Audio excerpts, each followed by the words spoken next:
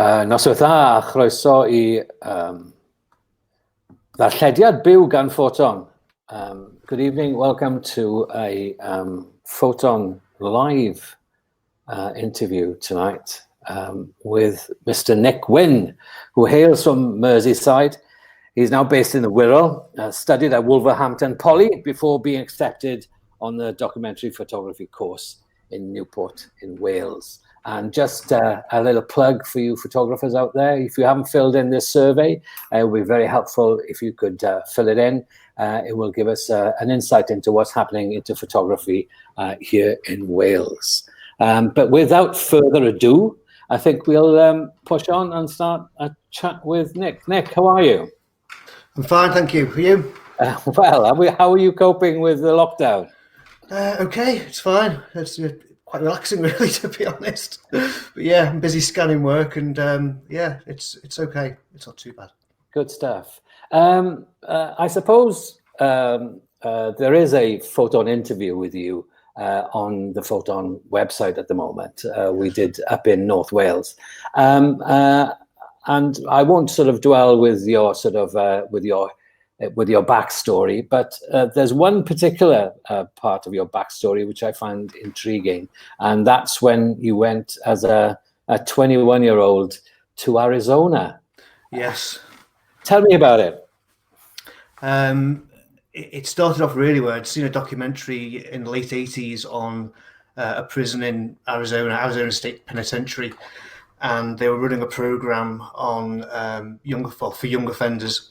And it was called Vision Quest. And the idea was that they would go out into the wilderness, capture a wild horse, bring it back, break it in, and keep it, and then eventually sell it on. That was what I understood the program was about. And it interested me enough to write to the governor of the prison and ask if I could go out there and take some pictures.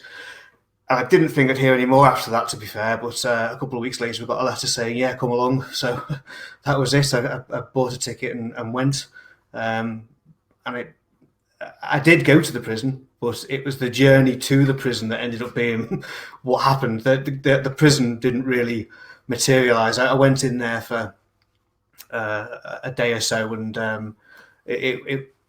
I was shown around the place as if I was a tourist, really looking at the place, and it wasn't really what I thought. I thought, to be fair, they might give me my own cell for a week, and I thought I'd be able to have the free run of the prison, but it didn't work out like that. So I took plenty of pictures on the way and had a bit of an adventure on the way, really. So that was my time.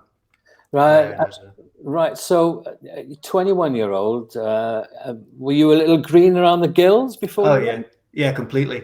Yeah, I basically just begged, borrowed, and stole to get the ticket there. I flew into JFK, arrived with £500 and or $500 it was, and I thought I would just literally buy a car at the corner. I thought there'd be some sort of Danny DeVito character selling cars on the corner of the street. I thought I'd just go out and buy a car. Now that'll be it, and it wasn't like that at all. So I ended up basically hitchhiking from New York to New Jersey, and then sleeping rough in bushes and wherever I could in New Jersey. I was picked up by the police several times and taken out to fields and told to. Yeah, it was a bit of a wild time, but people were very helpful out there, and they'd kind of take me under their wing a bit. Okay. So that's what happened, really. Right. Okay. Well, Brian is driving things behind the scenes here. So, Brian, could you have that first photograph up, please? We have a collection of 16 photographs taken by Nick, and this one is intriguing to say the least. Where was this taken? That was taken at a place called Red Rock Farm in Arizona. I'd been driving for quite a while, and I had bought a car in New Jersey, and I arrived at this place, and I'd been sleeping in the car when I bought it. And when I eventually met these two guys, one was called Robert, who's standing there with his hand up, and the other guy's Alan, and I stayed with Alan. Well, when I arrived at the farm, I went to a bar because my car was on fire, and these guys were there. That's another story. But I was covered in flea bites, and they told me the way to get rid of flea bites was to wash in dog shampoo. So they took me to a levee and threw me in basically. So this is before I got into the levee. But this guy who's standing up by the car window, Robert, was a bit of a drinker and he couldn't swim. So it was a bit of a fun time really getting him into the levee as well. But he got in his Y fronts, which weren't particularly clean looking things. So yeah, that's what that is. That's me going to get a bath basically. I mean, what sort of? I mean, I don't really like talking about kit, but what did you have? How many films did you have, or were you? Sorry, I took with me some 120 colour, some 120 black and white film HP5, and probably about 40 or 50 rolls of HP5 35mm, and shot them. Sorry. What was your intent? I mean, your intention was to go to the prison and shoot inmates in the prison, but yes. As the story developed, did you find? Were you looking for particular angles, or was it just about the people you met when you went out there? It was just that was how I was living my life at that time. I thought I was going to go to a prison and photograph. I had the film there to do that. That was I was saving the film really. So I wasn't really photographing the journey because I was trying to get there. It's only when I got there I realised that was the end of the journey for me. For one reason or another, but yeah, these are just pictures that I really should have taken more pictures, but this was just me taking snaps on the way, you know. Okay, so, Brian, let's move on to the next one. This is you arriving, I guess. Was it at JFK? That's me coming out the doors at JFK. Yeah. Well, how did you? Interesting place. How did you feel? What were your feelings about it, Nick? Because you were going into the unknown, really. I didn't have any accommodation. I had nowhere to stay. I didn't know anybody. I was excited. I think I thought it was going to just be, you know, how you saw in the films. It was. I don't know. I was naive, really naive, and probably that helped in some way because I just got on with it, you know. So I kind of go on with hitchhiking and that kind of thing, and you wouldn't. I wouldn't do that today, I don't think. But yeah, I was excited. It was a fun time for me, really. And this is you. Yeah, that's me. Yeah, pouting for the camera. And what sort of car did you get in the end? I got for $300. It was a 1982 Dodge Plymouth, and it was burgundy with red leather interior, and it was great. It was the best car, automatic. It was the best car. But it broke down constantly. Every 5 minutes, I'd seen something about putting eggs in radiators, and I had omelettes coming out my radiators by the end of that trip. I had punctured tyres, and I had so many disasters with tyres bursting, and eventually the timing belt went out of sync, and it actually caught fire, and that's how we ended up in the farm in Red Rock. Right. Okay. Let's have a look at the next shot. Tell me a little about this. Okay, this is Memphis, downtown Memphis. I've been warned by quite a few people in the posher parts of Memphis not to go downtown, so that's where I headed. And again, I was just wandering around. This was taken with my 6.9. I had a Fuji 6.9 with a 90mm fixed lens on that, and I was photographing with that, and for most of the colour stuff. And these were just guys that I met. I met them. Behind that car is a bit of writing, and there was a guy in there who was an artist, and he had some students with him, if you like. They were homeless people, basically. They were all, you know, they had nothing, but he was like a community artist, and he was talking to me, and then these two guys came over and asked what I was doing, and I just asked if I could take their picture, and they posed for me there. But they were all lovely people. It was a great time. Yeah, you didn't feel sort of scared, I guess. Yeah, I did a little bit, to be honest with you. But you know, that's what makes it interesting, isn't it? That's I like to feel like I'm a bit out of my depth, and I've always done that. I've always done things that have made me feel that way. So this was just, you know, I think that's what works for me. You know, going and meeting people. And, I am quite shy. I find it very difficult to do, but you know. Tell me, how much influence did that the doc photography course in Newport have on you? And was it the main instigator for you going on this wild adventure? It was the main instigator because I hadn't got into the course when I did these pictures. This was before I went to Newport. So I applied to Newport and didn't get in the first time round, and decided, sod it, I'm going to go to America. And then I went to America and then came back and eventually went onto the documentary course. Right. But I had been down to Newport a couple of times. I'd met students down there, and I was, I was thinking that way, I suppose. I love this shot. I mean, this is kind of real Americana here. Tell me a little about it. Again, this is that guy there is Robert, the guy that has the frog in his hand on the other picture. Right. So that's Robert, and the other guy next to him is called Rob. Robert lived next door to this bar in a caravan, basically, and this guy here was the son of the people that owned the bar. So he would go and just sit and spend his days there, and so would he. That's basically what they did. But he'd been crippled somehow. I don't know what was wrong with him, but he walked terribly. So I don't know what happened to him, but interesting people. Right. Were there any sort of? I'm just picking something up from the people who are actually watching this YouTube, and a question that's come up here is: did Nick make work around Newport or the valleys when in Wales? I did photograph in Newport. Yeah, Newport. I seem to go off on a bit of a tangent. I don't think I really did what I was meant to be doing. Yeah, I keep looking for that work. I'm wondering where it is, because I don't think there's not an awful lot of it. I used to come home a lot, actually, and photograph in Liverpool when I was at Newport. Yeah. So I didn't do an awful lot there. I did some stuff. Right. Some stuff. And any specific influences on the way you the way you photograph? Any specific photographers? There's lots of photographers I'm interested in and was interested in, but at the time, I was interested in Lee Friedlander and Gary Winogrand. Nicholas Nixon was another one. Mm-hmm. Robert Frank was another one. Those kind of images were, just drew me there. Really, that's what I was looking to try and create my own thing. But right. They're influence I look at now and think I must have been looking at those books before I went. But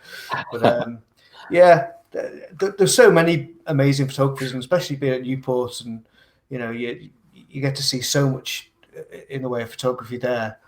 So I'm guessing you wanted to be a professional photographer then, Nick? Oh well, yeah, I did. Yeah, that was my plan.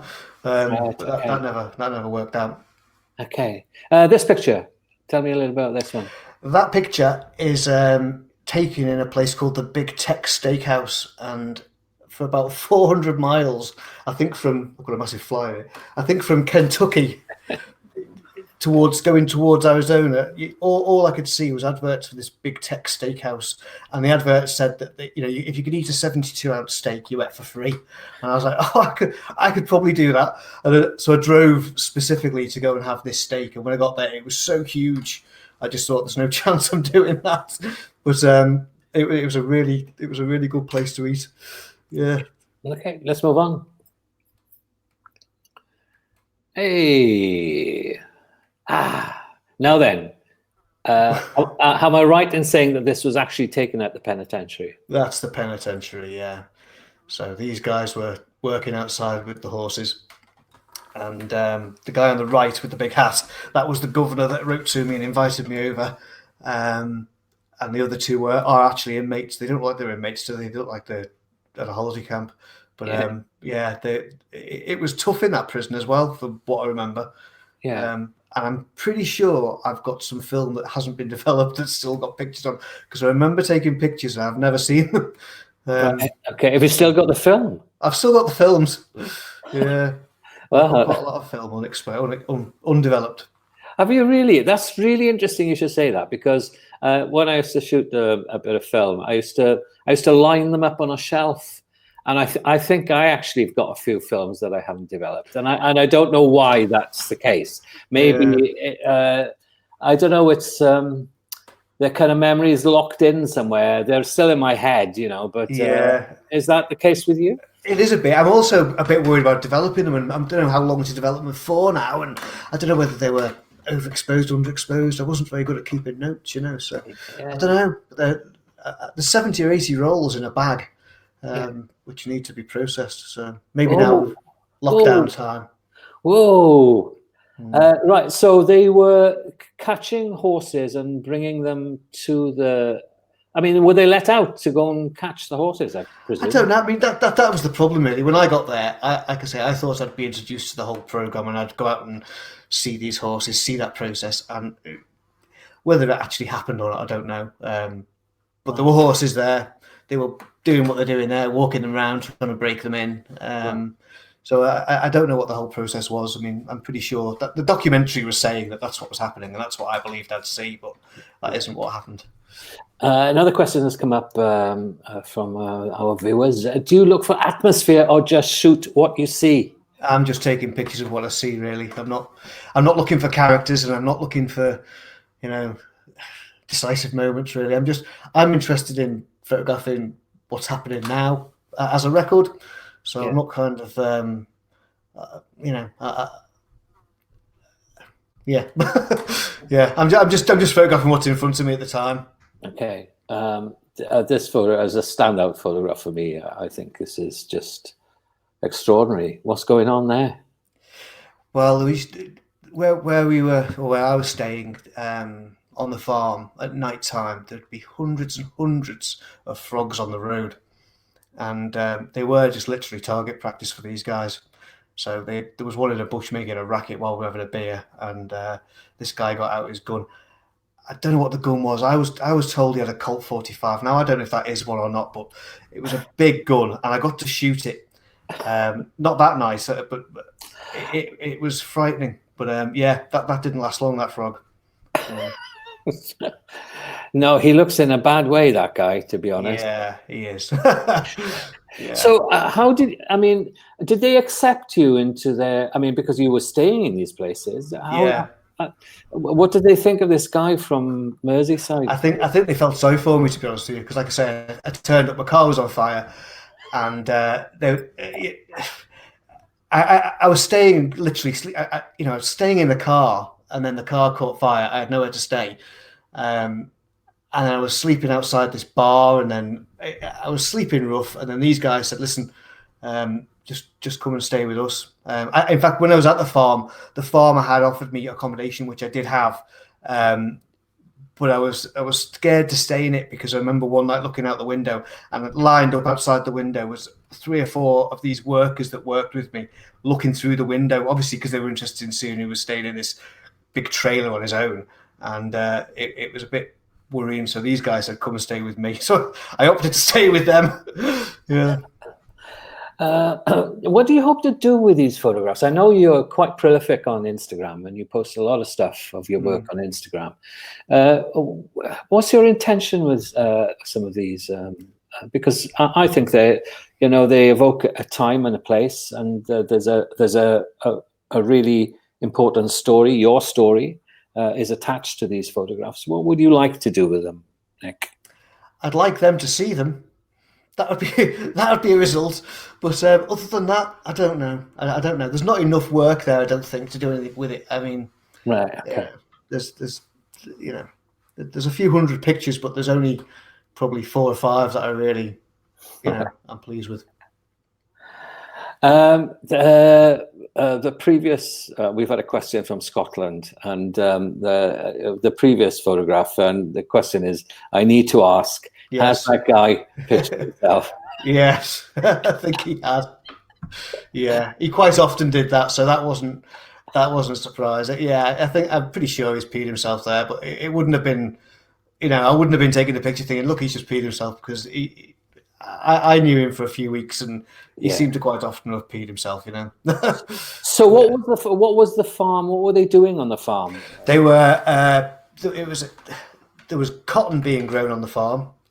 So I was working there picking weeds between cotton, and I was using a John Deere tractor, which I'd never driven, They asked me if I did something called if I could do disking, which I had no idea what that meant. And it's like ploughing. They're like they're on a 45-degree angle, if you like, the discs of the plough.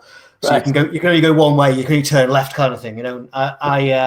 I said, oh yeah, I can do that. Anyway, I did do that, and I think I damaged the tractor because I turned right at the far end. So I did probably half a field or so and damaged the tractor.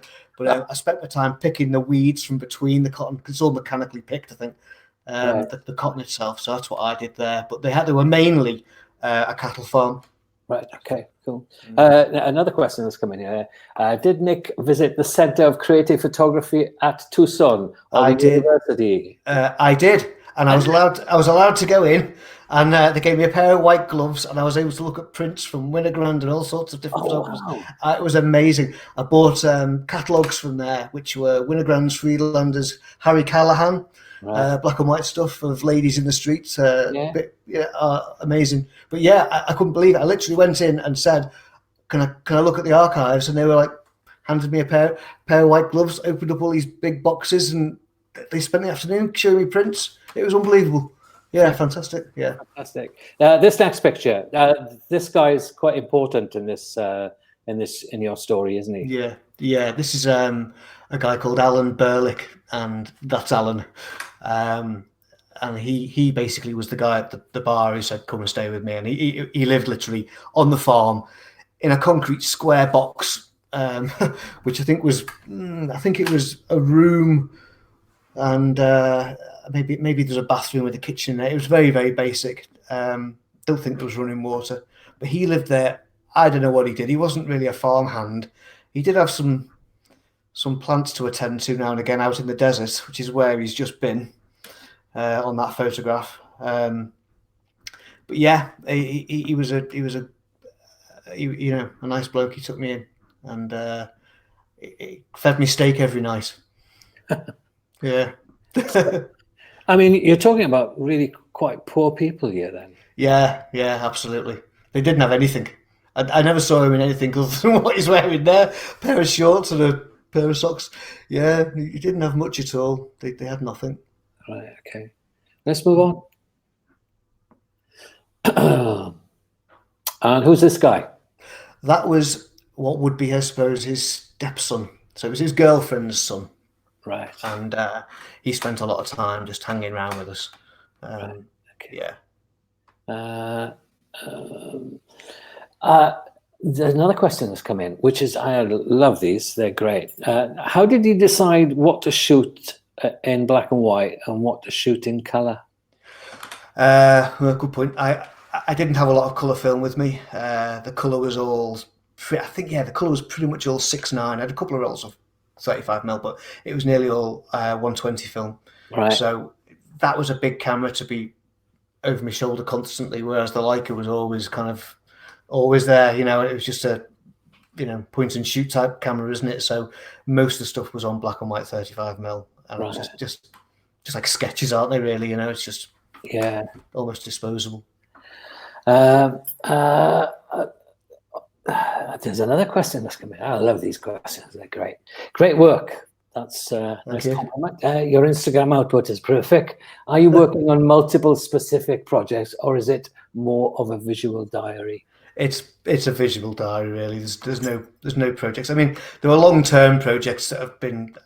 I photograph in Birkenhead and Liverpool, and I've done that for 30 years. I photograph in North Wales, done that for 30 years. But I'm not photographing the homeless. I'm not photographing. There's no story. It's just what I see. It's just day to day, really. This looks a little dodgy. What's happening here? I think I was intrigued by the mobile phone. This policeman, I think it's like one of the first mobile phones he's holding. But this was basically, I arrived at in Lexington, Kentucky, for no reason other than I just arrived there. I didn't really have a plan. You see, I didn't have a set plan as where I was going. I was just driving, and I arrived here, and there was a roadblock, and they were making the film far and away. And they turned the streets into the film set before my eyes, sort of thing. So this was just me approaching the police and asking, "Can I go down there?" And that was it. So how long did you spend in the States, Nick? I think it was about 7 or 8 weeks. Wasn't that long, really. Felt longer. It felt like a lifetime, to be honest. Yeah. This is a very interesting character. Tell me about her. That was the barmaid that served me in Arizona in Red Rock Bar. She didn't own the place, but she was. I think she was very friendly with the owner. But the bottle of beer. I was trying to take a picture of the bottle of beer there because there was a guy called Randy who was an airline pilot, and he'd just flown into. He was the son of the farmer who owned the farm, which Red Rock Bar sits on. And Randy was this kind of, high-flying kid that came in, and he'd go to these different places, but he'd been somewhere, and he came back with a bottle of beer, and the bottle of beer was called Red Rock Beer, and that's why she's looking at that bottle. There was no other reason for that picture, really. But I don't think I even realised in the background that there was a picture of the girl and the kind of the motif in the background there, I thought that kind of mirrored her quite well. So. Did the whole thing... you had a bunch of films when you came home. How excited were you? And did you share these photographs when you went to Newport? Did you show these photographs to the people at Newport? I may have shown a few, but I've never printed any of them, to be honest. They've never been... There's been one or two prints, but I've never done it with them. So, no, I don't think so. I might have shown a few rough prints to try and get into Newport, but I never spent any time printing it, and I still haven't got any prints. I've just done some scans over the last year or two, and this is the result, really. Right. Okay. And you've got a shed load more to scan. I've got a shed load more, but whether it's all America, I don't know. It's just probably random bits, Yeah. Brian and I were talking about this for a while. We both love this photograph. Where was this taken? That again was in Memphis, downtown. I literally got out of the car. Again, it's like shanty towns, It was then. I've no idea how these places look now, but then it was just there was just nothing there apart from very rough accommodation, really. People sitting out on verandas and whatever, and then there was this kind of patch of waste ground, tires and pallets and things sitting on it, and there were three guys there and a girl, actually, which I've got another picture of. And they saw me get out with me. And I obviously got out of the car and took all my rucksack with me and my cameras on my shoulder. And they called me over. And I thought, oh, do I do that? Do I go and sit with them? Drinking rum out of a bottle. Yeah. And they were very welcoming. So sat with them for a little while and took a few pictures. Right. I mean, you were quite brave to go on this journey. What did you learn from it, not only as a human being, but as a photographer?